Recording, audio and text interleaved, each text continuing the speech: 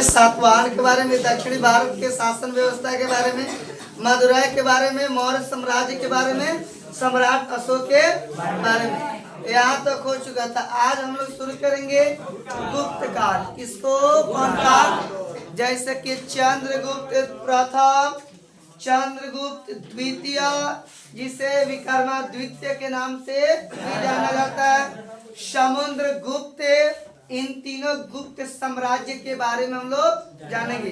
फिर से एक बार रिपीट कर देते हैं, समझ लीजिए। गुप्त शासन व्यवस्था में 3 शासक, चंद्रगुप्त प्रथम, उसका बेटा समुद्रगुप्त, उसके बाद में जो होता है आपको चंद्रगुप्त द्वितीय, जमुना के विक्रमादित्य के नाम से भी जाना जाता है ना जी। तब तक 4 गो आ गए इसमें, नहीं, चारों शासक के बारे में आज पढ़ेंगे और आज चैप्टर फाइनल कर देंगे। तो आइए गुप्त काल के बारे में हम लोग जानते हैं। सबसे पहले जो है गुप्त वंश की स्थापना किसके द्वारा किया गया? तो गुप्त काल की स्थापना, चाहे गुप्त वंश की स्थापना जो है श्री गुप्त के द्वारा किया गया। किसके द्वारा?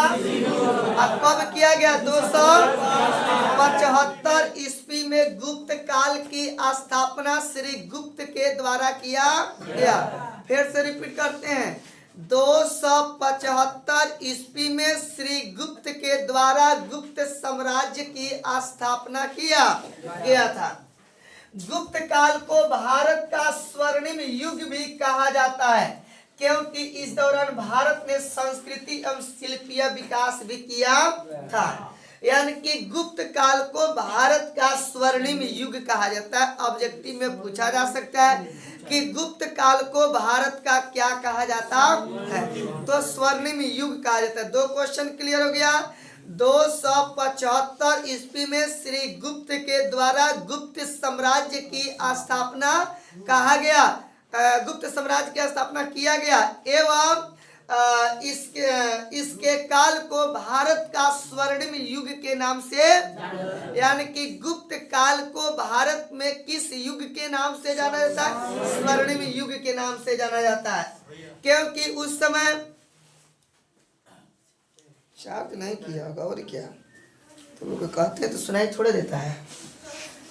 तो गुप्त काल को भारत का स्वर्णिम युग भी कहा जाता है, क्योंकि उस दौरान जो विभिन्न प्रकार के सांस्कृतिक एवं अभिलेखों एवं शिल्पों का विकास हुआ था। अब इसमें 3 पॉइंट्स बोले, सांस्कृतिक, अभिलेख और शिल्पकार। शिल्पकार के मतलब तो समझिए रहे आप लोग, जितने भी हाथ से हम सामान बनाते हैं, चाहे पेंटिंग हो, बुनाई हो, कढ़ाई हो, ये सब शिल्पी उद्योग में आता है। अब हम जानेंगे तीसरा पॉइंट, गुप्त वंश में अधिकतर सिक्के सोने के बनाए जाते थे। इंपोर्टेंट टॉपिक्स है। किस काल में अधिकतर सिक्के सोने के बनाए जाते थे? गुप्त काल में। किस काल में? तो गुप्त साम्राज्य की स्थापना किसने किया था? श्री गुप्त ने किया था। कब किया था? 275 में किया था। गुप्त काल को भारत में किस युग के नाम से जाना जाता है? किस युग? स्वर्णिम युग के नाम से जाना जाता है। गुप्त वंश में अधिकतर सिक्के क्या चीज के बनाए जाते थे? सोने के बनाए जाते थे। अब अगला पॉइंट, गुप्त वंश के राजकीय भाषा क्या थी? संस्कृत। गुप्त वंश के राजकीय भाषा क्या थी? संस्कृत। बोलिए, क्लियर हो गया लोग? चलिए अगला पॉइंट फिर हम देखते हैं। गुप्त वंश के सबसे प्रभावशाली शासक कौन था? समुद्रगुप्त। गुप्त काल के सबसे प्रभावशाली शासक कौन था? क्योंकि यह जनता से काफी प्यार करता था, जनता से इसका काफी लगाव रहता था, इसलिए समुद्रगुप्त को भारत का क्या कहा जाता है? नेपोलियन भी कहा जाता है। गुप्त साम्राज्य का इतिहास साहित्यिक स्रोतों, सिक्कों तथा अभिलेखों की सहायता से जानकारी मिलती है। यानी कि गुप्त साम्राज्य के इतिहास की बात करें तो उनकी जानकारी हमें जो है सिक्कों से, अभिलेखों से, ये 2 चीजों की सहायता से मिलता है। कोई दिक्कत? फिर से एक बार शुरू से आते हैं। श्री गुप्त के द्वारा 275 ईस्वी में गुप्त साम्राज्य की स्थापना किया गया था। गुप्त साम्राज्य को भारत का स्वर्णिम युग के नाम से जाना जाता है। ठीक है ना। गुप्त साम्राज्य के सबसे बड़े शासक जो जनता से काफी प्यार करते थे, क्या नाम था उनका? समुद्रगुप्त। समुद्रगुप्त को भारत का क्या कहा जाता है? नेपोलियन कहा जाता है। क्या कहा जाता है? उसके बाद में गुप्त साम्राज्य में कौन सी भाषा सबसे ज्यादा प्रचलित थी? संस्कृत भाषा सबसे ज्यादा प्रचलित थी।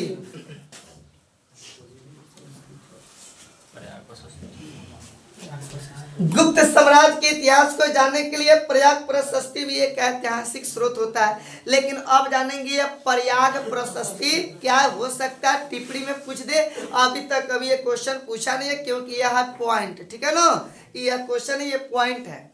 तब प्रयाग प्रशस्ति क्या होता है? यह भी एक अभिलेख होता है। यह भी एक क्या होता है? जिसे समुद्रगुप्त के दरबारी कवि हरिसेन के द्वारा लिखा गया। इस अभिलेख में समुद्रगुप्त के विजयी का वर्णन किया गया है। अब तो समझ में आ गया प्रयाग प्रशस्ति क्या है। तो प्रयाग प्रशस्ति एगो अभिलेख है, एगो क्या है? जिसमें जिसे समुद्रगुप्त के दरबारी जमुना के नाम था हरिसेन, उसके द्वारा यह लिखा गया, जिसमें समुद्रगुप्त के विजयी के बारे में वर्णन किया गया है कि कौन कौन राज्यों को जीत करके अपने राज्य में मिलाने का काम किया।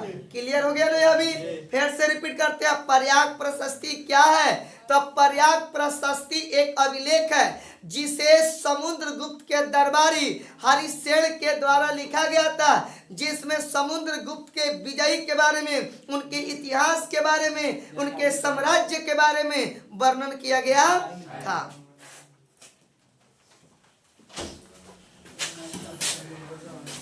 आप देखिए ओवरा जितना भी अभियान वगैरह चलता था, युद्ध वगैरह भी किया जाता था, उसका भी उसमें वर्णन किया गया था। किसमें? प्रयाग प्रशस्ति में। प्रयाग प्रशस्ति में। अब हम अगला पॉइंट जानेंगे, गुप्त काल के प्रमुख शासक। अभी तक हम लोग पढ़ लिए गुप्त वंश। क्या पढ़ लिए? गुप्त वंश में जाने कि गुप्त वंश के सबसे फेमस शासक कौन था? तो समुद्रगुप्त के बारे में जाने। गुप्त वंश के सबसे फेमस शासक कौन था? जिसे जनता से काफी लगाव था? समुद्रगुप्त। समुद्रगुप्त को भारत का क्या कहा गया? नेपोलियन कहा गया। गुप्त काल में कौन भाषा प्रचलित थी? सोने की सिक्का किस साम्राज्य में या किस शासक, किस साम्राज्य में या किस वंश के समय मिला? गुप्त काल या गुप्त साम्राज्य भी कह सकते हैं। अगला पॉइंट है कि गुप्त काल की स्थापना कब की गई थी? 275 में। गुप्त काल की स्थापना किसके द्वारा किया गया था? श्री गुप्त के द्वारा। किसके द्वारा? 7-8 पॉइंट हुआ, याद हो गया नो? श्री गुप्त के द्वारा गुप्त साम्राज्य की स्थापना किया गया। 275 ईस्वी में किया गया था। ये एक पॉइंट हो गया। सोना के सिक्का हम लोग को गुप्त साम्राज्य में सबसे ज्यादा मिला था। गुप्त काल में संस्कृत भाषा बोली जाती थी। ठीक है ना? गुप्त काल के फेमस शासक का नाम समुद्रगुप्त था। गुप्त काल को भारत के स्वर्णिम युग के नाम से जाना जाता है। यही मतलब है जी। अब हम लोग गुप्त काल, वही जो गुप्त काल मैंने पहले बतलाया, गुप्त वंश जो बतलाया, उसी काल के या उसी वंश के शासक के नाम जानेंगे कि कौन रहा, के बेटा कौन रहा, कौना के मरले पे कौन शासक किया था। तो पहले तो हमने पढ़ लिया श्रीगुप्त। कहानी कहाँ से स्टार्ट हो रही है? श्रीगुप्त से स्टार्ट हो रही है। गुप्त वंश की स्थापना कौन किया? श्रीगुप्त किया। कौन किया? आप देखिए छोटका है बड़का है, तो 240 से लेकर के 280 ईस्वी के बीच में इसकी स्थापना की गई थी। लेकिन इसके बाद में आता है कौन शासक? चंद्रगुप्त प्रथम कहिए। कौन कहिए? चंद्रगुप्त प्रथम। उन्हीं का यहाँ फिगर यहाँ पर दिया है। गुप्त वंश के वास्तविक संस्थापक कौन है? चंद्रगुप्त प्रथम को माना जाता है। श्रीगुप्त है लेकिन वास्तविक रूप से किसे माना जाता है? किसे माना जाता है? जैसे हम बात करें महाभारत, तो महाभारत एक व्यक्ति मिलकर थोड़े न लिखा था, बहुत सारे व्यक्ति मिलकर लिखे थे, लेकिन नाम किसका आता है? वेद व्यास का। किसका नाम होता है? आप बताइए, एक व्यक्ति 1000 वर्ष जिंदा रहेगा? नहीं रहेगा, फिर भी हम लोग नाम उनका लेते हैं। उसी तरह इसमें गुप्त वंश के संस्थापक भले श्रीगुप्त था, लेकिन मुख्य रूप से वास्तविक रूप से जो है इसका संस्थापक किसे माना जाता है? चंद्रगुप्त प्रथम को माना जाता है। यहीं पर आप लोग कभी कभी भटक जाइएगा। चंद्रगुप्त प्रथम दूसरा है, चंद्रगुप्त द्वितीय दूसरा है। अगर विक्रमादित्य भी कहे तो समझ लीजिएगा कि चंद्रगुप्त द्वितीय का दूसरा नाम क्या था, विक्रमादित्य नाम था। कोई दिक्कत? चलिए, चंद्रगुप्त प्रथम ने 319 ईस्वी में गुप्त संवत आरंभ किया। क्या आरंभ किया? गुप्त संवत। कैलेंडर पर ही आप लोग देखते होंगे, संवत देखते होंगे, सत्र देखते होंगे, ईस्वी देखते होंगे, है ना जी। संवत भी आज ठाकुर प्रसाद के कैलेंडर पर लिखा रहता है, देखिएगा, सत्र भी लिखा रहता है, संवत भी लिखा रहता है। चंद्रगुप्त प्रथम ने लिच्छवी के राजकुमारी के कुमार देवी से विवाह किया। बोर्ड मॉडल को क्वेश्चन, चंद्रगुप्त प्रथम जो है लिच्छवी के रहने वाली राजकुमारी थी, जिसके नाम से पता चलता होगा कि वो किसी जेंट्स का नाम है, बल्कि नहीं, उसका नाम था कौन सी? कुमार देवी। उनसे इन्होंने क्या किया? विवाह किया। क्या किया? फिर से रिपीट करते हैं। चंद्रगुप्त प्रथम ने कहाँ के रानी से विवाह किया? लिच्छवी के रानी से। कहाँ के? उसकी नाम क्या था? उस लड़की का नाम क्या था? कुमार देवी। कौन? कुमार देवी। चलिए, यह हो गया आपको चंद्रगुप्त प्रथम। दो व्यक्ति के बारे में पढ़ लिए जी। पहले पढ़ लिए श्रीगुप्त, पहले पढ़ लिए, ओकरा बाद पढ़े चंद्रगुप्त। कौन पढ़े? अब ये चंद्रगुप्त के बेटा है श्रीगुप्त, सॉरी समुद्रगुप्त। क्या नाम है? जौना के भारत के भी क्या कहा गया? नेपोलियन कहा गया। चंद्रगुप्त प्रथम के बाद उसका पुत्र जाने का नाम क्या था? समुद्रगुप्त शासक बना। चंद्रगुप्त प्रथम के बाद में शासक कौन बना? समुद्रगुप्त बना। अंग्रेज इतिहासकार एक नाम था B.A. स्मिथ। इन्होंने समुद्रगुप्त को क्या कहा? क्या कहा? तो यहाँ पर ऑब्जेक्टिव क्वेश्चन पूछा जाएगा, किस अंग्रेजी अधिकारी के द्वारा समुद्रगुप्त को भारत का नेपोलियन कहा गया? B.A. स्मिथ। B.A. कौन सी? B.A. स्मिथ अंग्रेजी अधिकारी था, जमुना के द्वारा समुद्रगुप्त को भारत का नेपोलियन कहा गया था। ठीक है ना। अब ये अगला पॉइंट समझ में आ रहा है ना? बात नहीं कर रहा है। चलिए, अगला पॉइंट कर रहा है, समुद्रगुप्त के विजय का विवरण काव्य प्रशस्ति यानी कि पर्याप्त प्रशस्ति में मिलता है। इसे हरिसेन ने उत्कीर्ण किया था। पहले ही हम बतलाए ना जी, श्रीगुप्त की जब कहानी पढ़ा रहे थे तब बतलाए ना कि समुद्रगुप्त के दरबार में हरिसेन था। कौन था जी? उन्होंने जो है पूरे गुप्त साम्राज्य के बारे में इतिहास के रूप में लिखा हुआ था। उससे जो होता है गुप्त साम्राज्य की विजय के बारे में, शासन व्यवस्था के बारे में, युद्ध के बारे में जानकारी मिलती है। तो देख लीजिए, समुद्रगुप्त की विजय का विवरण पर्याप्त प्रशस्ति में लिखा है। और यह पर्याप्त प्रशस्ति को किसने लिखा है? हरिसेन लिखा है। किसने लिखा है जी? फिर से रिपीट करते हैं, समुद्रगुप्त के विजय के बारे में जितनी भी चीजें हैं सारे पर्याप्त प्रशस्ति में लिखे गए हैं। किसमें लिखे गए? पर्याप्त प्रशस्ति में लिखा है। किसके द्वारा? हरिसेन के द्वारा। किसके द्वारा? हरिसेन के द्वारा। समुद्रगुप्त कवि, संगीतकार और विद्वानों का संरक्षक था। बहुत ज्यादा जान मान भी इन लोग का करता था। किनका?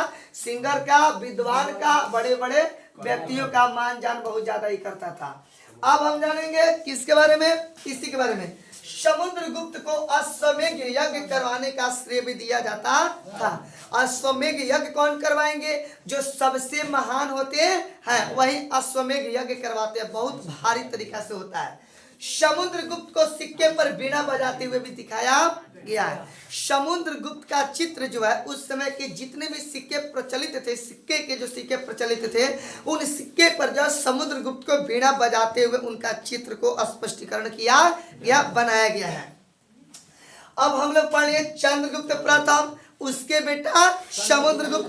चंद्रगुप्त के बारे में ज्यादा कुछ हम लोग नहीं पढ़े, डीपली पढ़े, शासन व्यवस्था सिर्फ पढ़े, लेकिन उसके बेटा के बारे में सबसे ज्यादा पढ़े। बेटा के नाम क्या था? समुद्रगुप्त नाम था। क्या नाम था? समुद्रगुप्त नाम था। ठीक है ना। अब इसके बारे में थोड़ा ज्यादा पढ़ेंगे।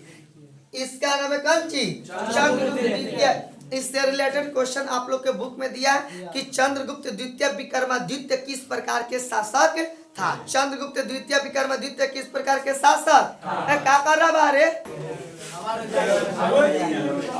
चलिए अब शांत हो जाइए।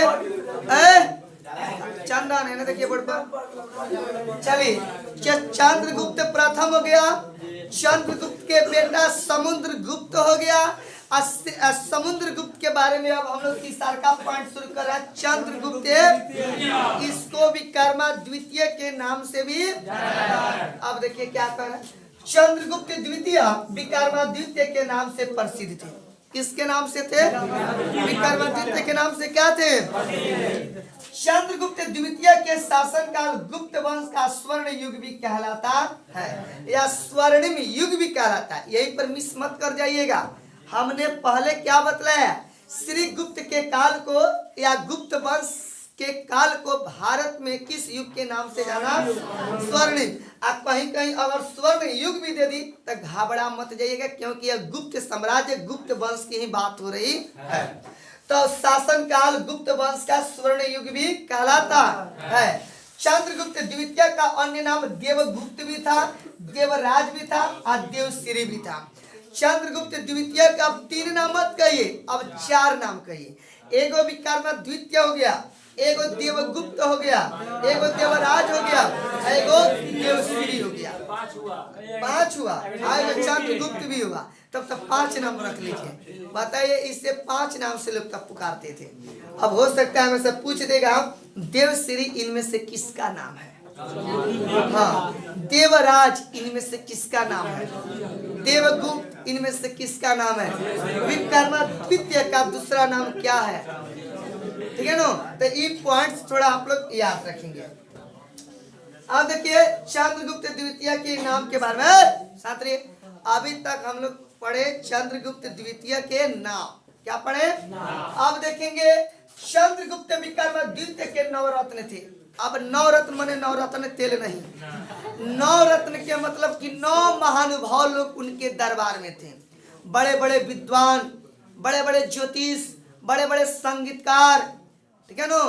इसमें दिया भी होगा जैसे, हाँ जैसे देखिए इसमें कालिदास जी भी थे, धनवंतरी, छपणक, अमर सिंह जी, शंको, बेताल भट्ट, घटकपाल, बरामीर, अवर रुचि आप लोग 10th क्लास के संस्कृत में पढ़े होंगे, इसके बारे में दिया हुआ है। हाँ चलिए, तो ये 9 रत्नों में नहीं, 1 2 3 4 5 6 7 8 9। अब देखिए ये 9 रत्न इसलिए कहा गया कि सब कोई अपने अपने क्षेत्र में विद्वान था। जो ज्योतिष थे ज्योतिष में विद्वान थे, जो साइंटिस्ट थे साइंटिस्ट के बारे में जानते थे, जो संगीतकार थे संगीत के क्षेत्र में आगे थे। इस तरीका से मिला के कै गो रत्न था? 9 रत्न। तो यहाँ पर क्वेश्चन पूछा जा सकता है कि 9 रत्न किसके साम्राज्य किस वंश में रहते थे? तो चंद्रगुप्त द्वितीय, चंद्रगुप्त द्वितीय, चंद्रगुप्त 9 रत्न। याद हो गया ना जी? यह भी क्वेश्चन है कि चंद्रगुप्त द्वितीय के दरबार में 9 रत्न कौन कौन थे? तो नाम दे देगा तब तक दिक्कत हो जाएगा, इसलिए नाम किसी और हाल में याद कर लीजिएगा। शायद लघु उत्तरीय प्रश्न ही है, चंद्रगुप्त द्वितीय के 9 रत्नों के नाम बताएं। ठीक है ना? ऐसे क्वेश्चन करके है। सुनिए, अब चंद्रगुप्त द्वितीय के शासन काल में एगो विदेशी यात्री आया, जमुना के नाम था फयान। क्या नाम था? ये कहाँ कराने वाला था? चीन के। कहाँ कराने वाला था? तो यात्री तो बहुत ज्यादा पूछता है, चाहे मेगास्थनीज हो, चाहे फयान हो, या फिर कौन सी अलबरूनी हो, और भी बहुत सारे यात्री हमारे यहाँ आए थे। तो याद रखिएगा चंद्रगुप्त द्वितीय, क्या नाम है? रोहित। कहा ना हमको डिस्टर्ब कर रहे हैं, पुराना वाले रोहित। चलिए आगे देखिए इधर। तो हम क्या बता रहे थे? चंद्रगुप्त द्वितीय के बारे में बता रहे थे। तो चंद्रगुप्त द्वितीय के शासन काल में कौन विदेशी यात्री भारत उनके साम्राज्य में गया था? फयान। फयान कहाँ के रहने वाला था? देखिएगा कहीं पर फयान लिखता है, कहीं पर फयान लिखता है। ठीक है ना? तो वो सब लिखने का तरीका होता है अलग अलग उन लोग का। चंद्रगुप्त द्वितीय ने विक्रमादित्य, परम भागवत आदि उपाधि धारण किया था। यानी चंद्रगुप्त द्वितीय को ये सारी उपाधि दिया गया था। विक्रमादित्य का भी उपाधि दिया गया था, विक्रमांक का उपाधि दिया गया था, और परम भागवत का भी उपाधि दिया गया था। चंद्रगुप्त द्वितीय के उपरांत कुमारगुप्त प्रथम शासक बना। चंद्रगुप्त द्वितीय के बाद में अब कौन शासक बना? कुमारगुप्त। कौन बना? कुमारगुप्त। कौन बना? यानी कि चंद्रगुप्त प्रथम के बाद में बना समुद्रगुप्त। कौन बना? समुद्रगुप्त के बाद में चंद्रगुप्त द्वितीय, और चंद्रगुप्त द्वितीय के बाद में कौन? कुमार गुप्त। कौन गुप्त? खाली गुप्ते जी था, ये समझ लीजिएगा। चलिए, अभी राजा दुइये तीन गो है, एगो जादव है, एगो राजपूत है, एगो गुप्ते है, तीन गो राजा बना है। चलिए, गुप्त शासकों में सर्वाधिक अभिलेख कुमार गुप्त प्रथम को मिली है। यानी कि गुप्त शासक में सर्वाधिक अभिलेख कब मिला था? सबसे ज्यादा अभिलेख किसके शासन काल में? कुमार गुप्त। किसके काल में? ये चौथा था जी। ये कौन सा सर? इसी के काल में सबसे, कौन हल्ला करा जी? इसी के काल में सबसे ज्यादा क्या मिले थे? अभिलेख मिले हुए थे, ठीक है ना। कुमार गुप्त प्रथम के अंतिम दिनों में पुष्य मित्रों का आक्रमण हुआ। किस मित्रों का आक्रमण हुआ? कुमार गुप्त ने नालंदा विश्वविद्यालय की स्थापना भी किया था। तो यहाँ पर क्वेश्चन पूछेगा, नालंदा विश्वविद्यालय की स्थापना किसके द्वारा किया? तो कुमार गुप्त के द्वारा। कुमार गुप्त किसके बाद में शासक बना? चंद्रगुप्त द्वितीय के बाद में। चंद्रगुप्त। समुद्रगुप्त किसके बाद में शासक बना? चंद्रगुप्त प्रथम। चंद्रगुप्त। चलिए, क्लियर हो गया इतना। अब आइए हम लोग ये गुप्त पढ़ लिए। अब इन्हें गौरी दुगो गुप्त पढ़ना है। कादुन के स्कंदगुप्त। कौन गुप्त? स्कंदगुप्त। सुदर्शन झील का पुनरुद्धार स्कंदगुप्त के समय सौराष्ट्र के गवर्नर पर्णदत्त के पुत्र चक्रपालित ने किया था। सिर्फ इतना ही नाम याद रखिएगा, बस। क्वेश्चन सीधा सीधी बोल देते हैं। सुदर्शन झील का निर्माण किसने किया? चक्रपालित। किसने किया? उतना अंदरूनी बात नहीं पूछता, ठीक है ना। चक्रपाली के द्वारा जो है सुदर्शन झील का निर्माण किया गया। कौन झील का निर्माण? सुदर्शन झील के निर्माण किया गया। किसके समय में? स्कंदगुप्त के समय में। किसके समय में? स्कंदगुप्त के समय में। अब आइए कुमार गुप्त तृतीय। कुमार गुप्त कौन? जैसे कि चंद्रगुप्त द्वितीय था, उसी तरह कुमार गुप्त कौन सी? तृतीय। कुमार गुप्त तृतीय है। यानी इसमें कह रहा है आपको, यह गुप्त साम्राज्य का अंतिम महान शासक था। हाँ ठीक है, ठीक है। यह गुप्त साम्राज्य का कौन थी? सबसे अंतिम लेकिन सबसे महान शासक था। अब ये विष्णुगुप्त तृतीय। विष्णुगुप्त कौन सी? कुमार गुप्त कहाँ से आ गया? एक मिनट देखने दीजिए तो। हाँ, कुमार गुप्त तृतीय हो गया, और कुमार ये हो गया विष्णुगुप्त। ठीक है, विष्णुगुप्त तृतीय। विष्णुगुप्त कौन सी? तृतीय। क्वेश्चन में नहीं पूछा लेकिन दिया है तो पढ़ा देते हैं। अंतिम गुप्त शासक विष्णुगुप्त तृतीय को माना जाता है। अंतिम गुप्त शासक विष्णुगुप्त किसको? तृतीय को माना जाता है, क्योंकि जनता में इसका छवि बहुत अच्छा भी था। इसकी जानकारी जातक और पंचतंत्र जैसे ग्रंथों से मिलता है। अब जातक और पंचतंत्र क्या है? जातक और पंचतंत्र क्या है? ये आप लोग के साथ क्वेश्चन में दिया हुआ है समथिंग। जातक कथाएं पहली सहस्त्राब्दी ईस्वी के मध्य से पाली भाषा में लिखी गई। कौन भाषा में लिखी गई? तो ये क्वेश्चन ऐसे नहीं पूछा जाएगा। अगर ऑब्जेक्टिव में तो सबसे पहले पूछा नहीं है, लेकिन पूछेगा तो ऐसे भी पूछेगा। जातक कथा किस भाषा में लिखी गई? ऐसे क्वेश्चन पूछा जाएगा। जातक जो है किस भाषा में, माने जातक कथा जो है किस भाषा में लिखी गई है? तो पाली भाषा। ये क्वेश्चन शायद नहीं कभी पूछा, टारगेट वगैरह में भी नहीं है, लेकिन अगर पूछे तो ऐसा ही देगा। जातक कथा में देखिए प्रजा के दुख के बारे में बताए गए थे। प्रजा के कांची के बारे में बतलाया गया, दुख के बारे में बतलाया गया। लेकिन सबसे दुख की बात यह है कि उस अवस्था में जो शासक था जब धन बढ़ता था तो बतलाया था ना जी, किससे वसूलता था? व्यापारियों से वसूलता था या फिर दूसरे राज्यों पर क्या करता था? जातक कथाओं से पता चलता है कि राजा और प्रजा के बीच जो संबंध होती थी तनावपूर्ण होगी। काहे नहीं तनावपूर्ण रहेगी? क्योंकि विष्णुगुप्त तृतीय के द्वारा भी व्यापारियों पर, शिल्प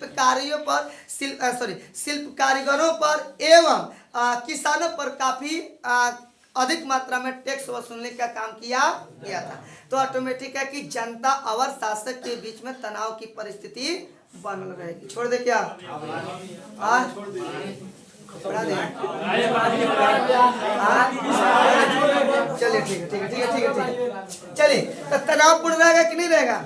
अब मान लीजिए हमारे मुख्यमंत्री अच्छा काम नहीं करेंगे तो हम लोग गाड़ी देवे नहीं करेंगे, वही बात था। इसका प्रमुख कारण यह था कि राजा अपने खजानों को भरने के लिए प्रजा पर बड़े बड़े कर लगाते थे, यानी अधिक मात्रा में क्या लगाते थे? टैक्स भी लगाते थे। अब देखिए इस संकट से बचने के लिए किसान क्या करे? किसान लड़ाई भी तो नहीं कर सकता था, किसान भाग जाता था जंगल में। कहाँ भाग जाता था? विष्णुगुप्त तृतीय की शासन काल की अभी बात हम बतला रहे हैं। जंगल की ओर भाग जाते थे। उपज बढ़ाने के देखिए तरीका कौन कौन अपनाते थे किसान भाई लोग। और किसान लोग अपने खेतों में उपज बढ़ाने के लिए सबसे पहले की हल का प्रयोग किए। हल में जो फाल लगाया जाता है, जो क्या लगाया जाता है? फाल लगाया जाता है। उस फाल का वे लोग लोहे का प्रयोग किए। क्या चीज के? आज भी लोहा के फाल उसमें लगता है। आज तो हरे नहीं है लेकिन पहले लगता था। अधिक वर्षा वाले क्षेत्रों में लोहे की फाल वाले हलों से खेती की जुताई की जाती थी। गंगा घाटी में धान की रोपाई से उपज की मात्रा में काफी वृद्धि होती थी। ऐसे भी गंगा के मैदानी भाग में गन्ना और धान की पैदावार जबरदस्त तरीका से होती है। गंगा के मैदानी भाग में गन्ना भी होता है तो जबरदस्त, नहीं होता है तो कोई बात ही नहीं है। दह गया तो कोई बात नहीं है, हुआ तो 40 कुंटल से एवरेज टप जाता है। अगर देखिए पर्वतीय क्षेत्र में खेती के लिए कुदाल का प्रयोग किया जाता है।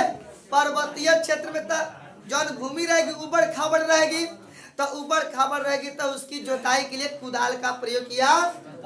कुआं और तालाब एवं नहर से सिंचाई की जाती थी। कुआं तालाब और कौन चीज? नहर से सिंचाई की जाती थी। ग्रामीण समाज में विभिन्नताएं। खेती की नई तकनीकों से उपज तो बढ़ी लेकिन इसका लाभ सबको समान नहीं मिला। बौद्ध कथाओं में भूमिहीन किसान, छोटे किसान, बड़े जमींदार का उल्लेख मिलता है। यानी कि जब हम लोग बौद्ध कथा पढ़ेंगे, कौन कथा पढ़ेंगे? यानी कि बौद्ध धर्म के जो ग्रंथ होते हैं उन ग्रंथों को जब पढ़ेंगे तो हम लोग को पता चलेगा कि उस समय के किसान किस तरीका से कृषि कार्य करते थे, व्यापार अपना व्यापारी कैसे करते थे। छोड़ दे, लेट नहीं हो रहा है, छोड़ देते हैं क्योंकि दूर दूर भी जाना है। आज सुन लीजिए, एक मिनट, कल भी एग्जाम है क्या? कल एग्जाम नहीं है, परसों भी नहीं है। तो जब कल एग्जाम नहीं है तो फिर पुराना वाला टाइम पे आएंगे ना, 9 बजे। ठीक। गुप्त काल के आस्था पढ़ेंगे। ग्रामीण समाज में विभिन्नताएं, यानी कि स्पेशलिस्ट गांव के बारे में। गांव की सभ्यता कैसी थी उस समय, ग्रामीण सभ्यता कैसी थी, इसके बारे में पढ़ेंगे हम लोग। खेती के नया तरीका से उपज तो बढ़ी लेकिन इसका लाभ सबको समान नहीं मिला। बौद्ध कथाओं में भूमिहीन किसान, छोटे किसान और बड़े जमींदार का उल्लेख मिलता है। किस में? बौद्ध कथा में। किस में मिलता है उल्लेख? बौद्ध कथा में इन सभी लोगों का, किसानों के, मजदूरों के बारे में उल्लेख मिलता है। अब आइए यहाँ से टॉपिक शुरू करते हैं। यही 7 क्वेश्चन पाली वाला पूछा है कानून के, कि नहीं पूछा है?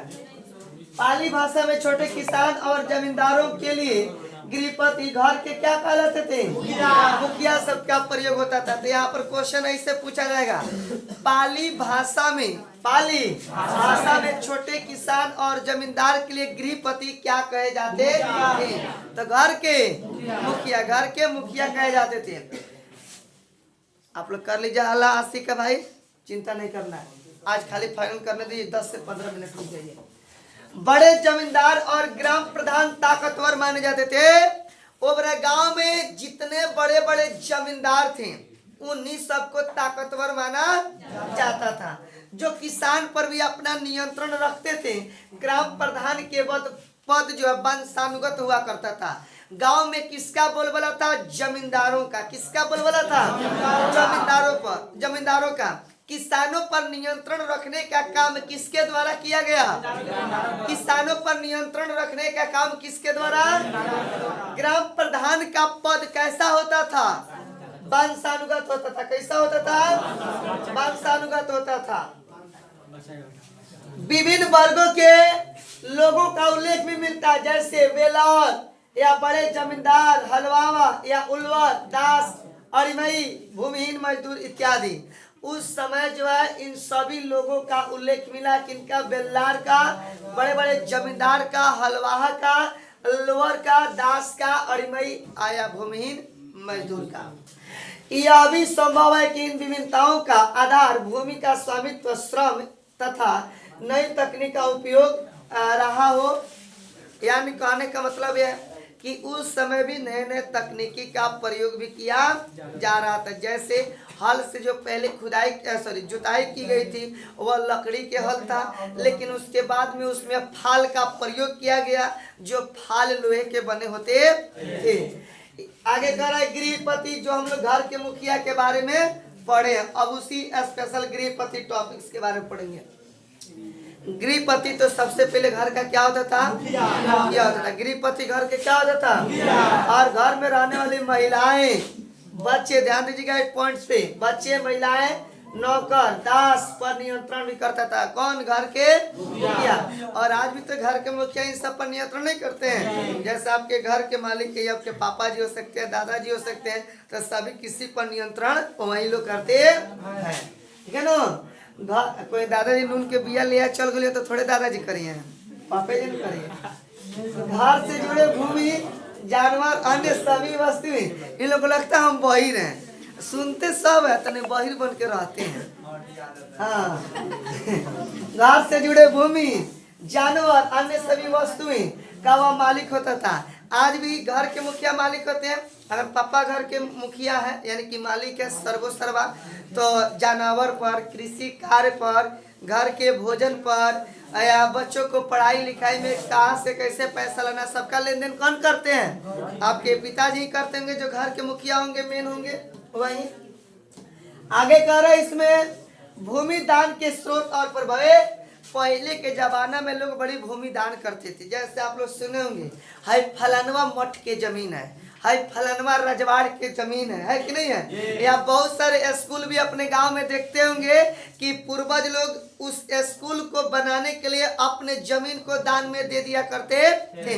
बहुत ऐसे स्कूल है जो दनहा जमीन में बना हुआ है। तो इसी तरह पॉइंट्स का नाम है भूमि दान के स्रोत और कौन चीज।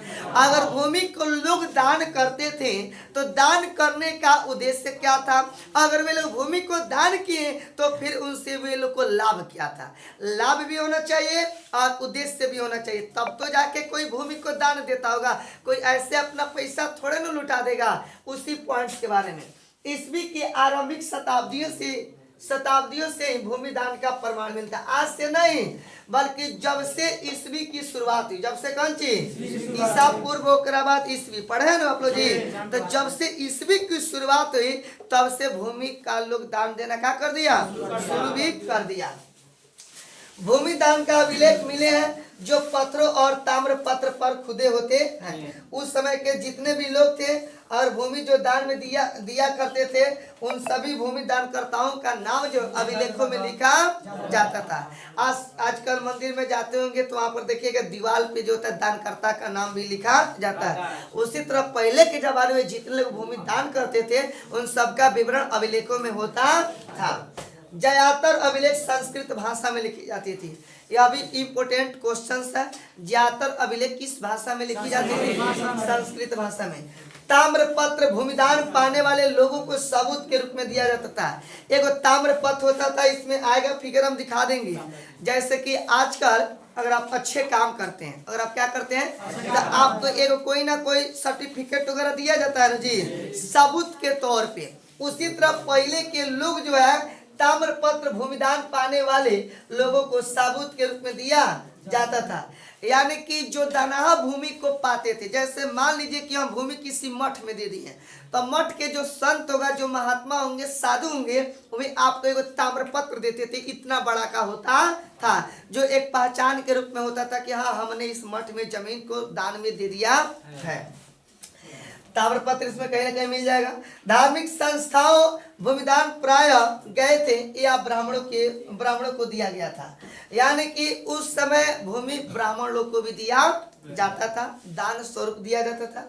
धर्मशास्त्र के अनुसार महिलाओं को भूमि पर अधिकार नहीं था। ओबरा के समय पर जमीन पर महिला लोगों की कोई अधिकार नहीं था। लेकिन एक अभिलेख से यह भी पता चलता है कि प्रभावती गुप्त, कौन गुप्त हो? प्रभावती गुप्त भूमि की स्वामी थी और उसने भूमि दान भी की थी। यानी कि प्रभावती गुप्त जो है उन्होंने भूमि दान किया, लेकिन उनका सबसे बड़ा रीजन ये था कि महिलाओं को भूमि का कोई अधिकार नहीं था। आज जैसे हर चीज में महिला के अधिकार होता है ना जी, पहले भूमि में कोई अधिकार नहीं होता था। आगे करा कि भूमिदान अभिलेख में भूमिदान के संबंध मिलने वाली क्षेत्रीय असमानता है। अगर उस समय लोग भूमि को दान में देते थे, भूमि को दान में देते थे, तो अभिलेखों में क्या क्या चीज होता था, किससे संबंधित, किससे रिलेटेड ये भूमि को दान में देते थे, देखेंगे। विभिन्न क्षेत्रों में दान में दी गई भूमि में अंतर पाया जाता है कि कहीं कहीं छोटे टुकड़े तो कहीं कहीं बहुत बड़े बड़े टुकड़े दान में दिए गए थे। जैसे सुने होंगे फलानवा मठ का जमीन है, देखो एकदम कई जो होता है एकड़ में फैला हुआ है, धूर धूर की चुरकी फुरकी कट्ठा बीघा एकड़, सुने ना आप लोग जी। तो कहीं कहीं इससे यानी कि एकड़ में बीघा के रूप में जो होता है लोग जमीन दान में दे देते हैं। सबसे छोटा है, पहले होता है चुरकी, तब फुरकी, तब धूर की, तब धूर, तब कट्ठा, कौड़ियों से छोटा होता है। कौड़ी जो नापते हैं लोग, अमीन लोग, उससे भी छोटा होता है। अब नापा जाएगा तब न पता चलेगा। अब जैसे डिसमिल होता है, कोई भी जमीन जो होता है, कोई भी जमीन डिसमिल में निकाला जाता है ना, तो वही तरह पहले फुरकी होता था, चुरकी होता था, धुरकी होता था, धूर हुआ, अब कट्ठा हुआ। हाँ, अब अमीर थोड़े क्या हम बताएंगे। अब जो भी हो,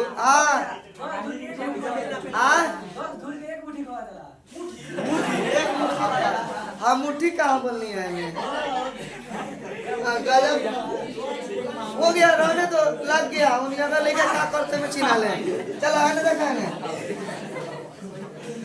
चलिए आइए देखिए इधर। तो जितने सुनिए, जितने भी लोग भूमि दान में देते थे, कहीं कहीं बड़े बड़े आकार में दान देते थे, तो कहीं कहीं छोटे छोटे आकार में दान देते थे। जिसका जितना हैसियत होता था उसके मुताबिक वे लोग दान दे दिया करते थे। भूमिदान पाने वाले लोग के अधिकारों में भी क्षेत्रीय अंतर मिलते थे। भूमि दान के कारण और प्रभाव, अगर कोई व्यक्ति भूमि को दान में दे दिया तो किस कारण से दिया और उससे क्या क्या प्रभाव हुआ, इसके बारे में देखेंगे। तो देखिए, भूमि दान नए क्षेत्र में कृषि के विस्तार की एक नीति थी। लोग भूमि दान में इसलिए देते थे कि भाई चलो मठ है, मठ में 10 गो साधु संत महात्मा आके खाएगा, इससे मेरा भी पुण्य प्रताप होगा। तो कुछ लोग अपने जमीनों को मठ मंदिर मस्जिदों में न दे करके सरकारी जगहों पर जैसे स्कूल खुलवाने के लिए दे दे कि अगर यहाँ पे स्कूल खुल जाता है तो हमारे बच्चे क्या करेंगे, शिक्षा ग्रहण करेंगे। अधिकतर स्कूल जो होता है देखिएगा दनहा जमीन में है, जैसे गणेश प्रसाद स्कूल है, दनहा जमीन है, सरकारी है स्कूल लेकिन दनहा जमीन का है। आगे करा, जब किसी राजा का अपने सामंतों पर नियंत्रण ढीला पड़ जाता था तो वह भूमि दान देकर अपने लिए नए समर्थक जुटाते थे। कौन? राजा लोग के पास में अगर किसी आदमी की कमी हो जाती थी तो वे लोग भी छोटे छोटे किसान को भूमि दे दिया करते थे और अपने फेवर में कर लेते थे। अब देखिए, कुछ राजा भूमि दान देकर अपनी शान और शक्ति का अनपटिया लिखा गया आडंबर प्रस्तुत करते हैं, ठीक है ना, ये नहीं होना चाहिए। यानी कि कुछ राजा जो है अपने भूमि को दान में देते थे, इससे क्या होता था, उन लोग का शान शौकत मर्यादा बढ़ता था। आए सुनिए, आप ही किसी मंदिर में जाते हैं, बहुत बड़ा मेला लगा हुआ है, अब आप 50,000 रुपये आप दान में दे देते हैं तो आपका सीना 56 इंच का हो जाता है कि नहीं हो जाता है। उसी तरह पहले के लोग जो है खुशी खुशी अपना जमीन दान में देते। चंदन आगे देखो, आगे कर भूमि दान से राज्य तथा किसानों के संबंध की झलक मिलती है। भूमि जो लोग दान में दे दिया करते थे उससे राजा और किसान के बीच में संबंध कैसी होती थी, इन संबंधों के बारे में भी पता चलता था। परंतु कुछ लोग ऐसे भी थे जिन पर अधिकारियों या सामंतों का नियंत्रण नहीं था। इनमें पशुपालक, संग्राहक, शिकारी, मछुआरे, शिल्पीकार, जगह जगह घूमकर खेती करने वाले लोग भी शामिल थे। यानी कि इसे घुमंतु भोटिया भी कहा गया इतिहास की भाषा में। पहले के लोग थे जिस जगह पे कृषि कार्य करते थे, फसल नहीं उपजती थी, वे लोग उस जगह को छोड़ करके दूसरी जगह पर चले जाते थे, वहां पर भी जाकर के कृषि कार्य करते थे। फिर वहां की जब भूमि बंजर हो जाती थी, उसकी उर्वरा शक्ति समाप्त हो जाती थी, फिर तीसरे जगह पर जाकर के साफ सफाई करके कृषि कार्य करना शुरू करते थे, क्योंकि उसमें किसी भी प्रकार की रासायनिक खादें नहीं थी। ठीक है ना। अगला पॉइंट कर रहा है इसमें अभिलेख। अभिलेख से देखिए, अभिलेख से हमें ग्रामीण प्रजा का भी पता चलता है। कौन किसका पता चलता है? ग्रामीण प्रजा। इनमें ब्राह्मण भी थे, किसान थे, अन्य वर्ग के लोग भी क्या थे? शामिल थे। ठीक है ना। ये राजाओं या उनके प्रतिनिधियों को वस्तु प्रदान भी करते थे। ये लोग राजाओं को विभिन्न प्रकार के वस्तु ले जाकर के देते थे, जो कीमती कीमती वस्तु हुआ करता था। इन लोगों के गांव के नए प्रधान की आज्ञाओं का पालन भी करना होता था। जितने भी उसमें व्यवसायिक, व्यापारिक, किसान, मजदूर, ब्राह्मण संप्रदाय के जितने भी लोग थे, जितने भी धर्म के लोग थे, व्यवसाय जाति के जितने भी लोग थे, वे सभी लोग को जो है गांव के प्रधान के नियमों का पालन करना पड़ता था। उस समय गांव का प्रधान जो कहता था, उन सभी नियमों को उनको मानना पड़ता था। ठीक है ना। अब ये अग्रहार क्या है, आइए देखते हैं। आज भी अग्रहार है जी। जैसे कि हम लोग नए नए फसल को जब कटाई करते हैं, तो कटाई करने के बाद में 1-2 किलो जो होता है अनाज पहले क्या करते हैं, निकाल करके छांट देते हैं, किसी ब्राह्मण को दे देते हैं या फिर अपने बहन वगैरह को जो होता है देते हैं कि नहीं देते, ऐसे साथ कुछ करके होता है। हाँ, अग्रहार उस विभाग को कहते हैं जो ब्राह्मणों को दान भी दिया जाता था। ब्राह्मणों से भूमि कर भी या अन्य प्रकार के कर नहीं वसूला जाता था। आजकल के अग्रहार क्या, ये अन्न धान या गेहूं की कटाई से सॉरी जब कटाई होता है, जब दाना निकाल लिया जाता है, तो पहले ही उसका अंश क्या कर दिया जाता है, छांट के रख दिया जाता है। नियम तो है ब्राह्मण को देने का। ठीक है ना। तो उस समय जितने भी विभाग थे, अगर किसी के पास ज्यादा थे तो पंडित जी लोग को दे दिया करते थे। अब पंडित जी लोग से उतना ज्यादा मात्रा में टैक्स वसूला नहीं जाता था। ठीक है ना। आगे करा कि ब्राह्मण को स्वयं स्थानीय लोगों से कर वसूलने का भी अधिकार था। उस समय जितने भी ब्राह्मण लोग थे, आसपास के लोगों से, गरीबों, किसानों से, मजदूरों से, व्यवसायिक वर्ग के लोगों से कर वसूलने की जिम्मेदारी भी इनके पास में थी। चाहे लोग तो कर भी वसूल सकते थे। तब तो पंडित जी लोग के इतना इतना जमीन है जी, ब्राह्मण जाति के लोग का है कि नहीं है। अगला पॉइंट में कर रहे इसमें नगर एवं व्यापार। नगर है लड़का, नगर एवं कंची। नगर यानी कि नगर 6वीं शताब्दी ईसा पूर्व में उदय होने वाले नगरों की विशेषताएं, यानी 6वीं शताब्दी ईसा पूर्व में कौन कौन से नगर का निर्माण हुआ, इसके बारे में जानेंगे। जैसे वर्तमान में 4-5 नगर का नाम पूछे तो क्या क्या बतलाइएगा? दिल्ली बतलाइएगा, मुंबई, कोलकाता, हैदराबाद, ये सब बतलाइएगा जी, जो नामी नामी नगर है। तो कहा कि 6वीं शताब्दी ईसा पूर्व में उप महाद्वीप के विभिन्न भागों पर नगरों का विकास हुआ। 6वीं शताब्दी ईसा पूर्व में जितने भी बड़े बड़े उप महाद्वीप थे, उनके किनारों पर ये सारे नगरों का क्या हुआ, निर्माण हुआ। अगर कोलकाता की बात करें तो देखिए हुगली नदी के किनारे, अगर मुंबई की बात करें तो अरब सागर के किनारे, यानी कि जितने भी बड़े बड़े नगर का निर्माण हुआ किसी न किसी नदी के किनारे या फिर समुद्र के किनारे ही हुए, क्योंकि लोगों को व्यापार करने में काफी सहूलियत मिलती थी। अधिकांश नगर महाजनपद की राजधानी भी थे। उस समय जितने बड़े बड़े नगर थे, उसमें से अधिकांश नगर महाजनपद के राजधानी हुआ करते थे। जैसे आज हम बात करें पटना नगर निगम की बात करें ना जी, तो देखिए हमारे बिहार राज्य की राजधानी है कि नहीं है। ओई तरह ओ बड़ा बड़का बड़का जितना नगर रहे, उस सब नगर कोनो न कोनो महाजनपद के कारण राजधानी रहे। महाजनपद की संख्या कितना बतलाए थे, कितना बतलाए थे, 16 बतलाए थे। लगभग सभी नगर संचार मार्गों, यातायात और व्यापार के किनारे बसे थे। जैसे पाटलिपुत्र नगर नदी मार्ग के किनारे बसा